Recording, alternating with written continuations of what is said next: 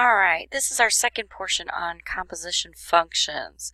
And you notice I have slash inverses, because if you're asked if two functions are inverses, then what you have to do is you have to find f of g of x.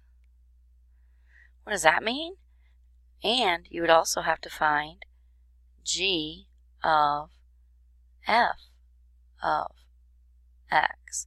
This means I plug function g in place of the x in function f. And this function down here means I plug all of function f in place of the x into function g. If I get x for each of these, then I could say these two functions are inverses of each other.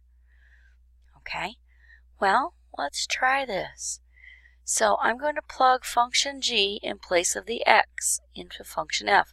So in place of x in function f, I'm writing function f, but I put parentheses in place of where the x was.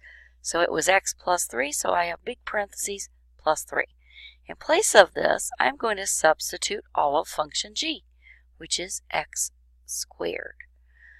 Well, what do I end up with? I end up with x squared plus 3.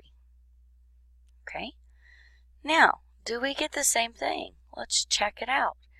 Well, we start with function g, so function g is x squared, so it's being squared, but in place of that x, I just take out the x and I substitute all of function f.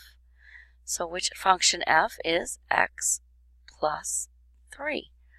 Well, something squared means it's times itself. So this means x plus 3 times x plus 3. Multiply your first terms, x times x squared. Outside, x times 3 plus 3x.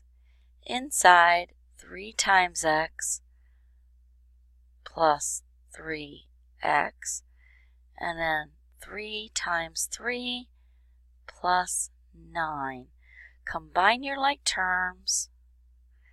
We have x squared plus 6x plus 9. Since we didn't get just x for each of these, they are not inverses of each other. But you can clearly see that we do get something very different. So it's very important that we don't mix these up. The one that's on the outside is what you plug, what's inside goes plugged into the one on the outside. So here we plug function f into function g, and the top one we plug function g into function f. All right, have fun.